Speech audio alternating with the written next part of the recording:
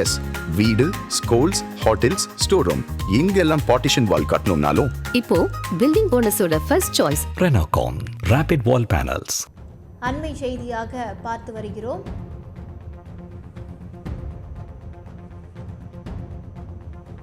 அரசியல் கட்சிகளின் பொதுக்கூட்டங்கள் மற்றும் ரோட் ஷோக்களுக்கான வரைவு வழிகாட்டு நெறிமுறைகளை நவம்பர் 20ஆம் தேதிக்குள் தாக்கல் செய்ய தமிழக அரசுக்கு இறுதி கெடு விதித்து சென்னை உயர்நீதிமன்றம் உத்தரவு பிறப்பித்திருக்கிறது.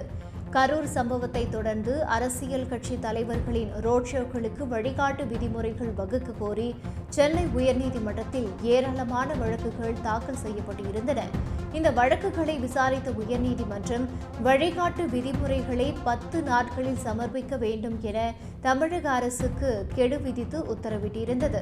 இந்த வழக்கு இன்று மீண்டும் விசாரணைக்கு வந்தபோது தமிழக அரசு தரப்பில் பொதுக்கூட்டங்கள், ரோட் ஷோக்களுக்கான வரைவு வழிகாட்டு விதிமுறைகள் வகுப்பது தொடர்பாக அரசின் பல்வேறு மட்டங்களில் ஆலோசனை நடத்தப்பட்டுள்ளதாக தெரிவிக்கப்பட்டது.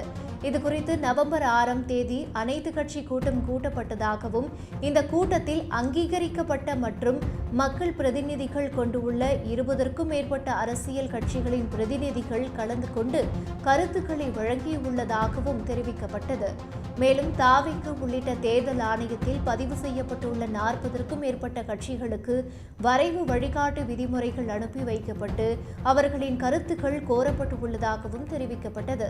இந்த கருத்துக்களை பெற்று சம்பந்தப்பட்ட துறை அதிகாரிகளிடம் ஆலோசனை நடத்தி இறுதி வரைவு வழிகாட்டு விதிமுறைகளை வகுக்க 1 மாத கால அவகாசம் வழங்க வேண்டும் என்றும் அரசு சார்பில் கோரிக்கை வைக்கப்பட்டது. ஒவ்வொரு கட்சிக்கும் ஒவ்வொரு விதமாக நிபந்தனைகள் விதிக்கப்படுகிறதா என்று நீதிபதி குறுக்கிட்டு கேள்வி எழுப்பினார்.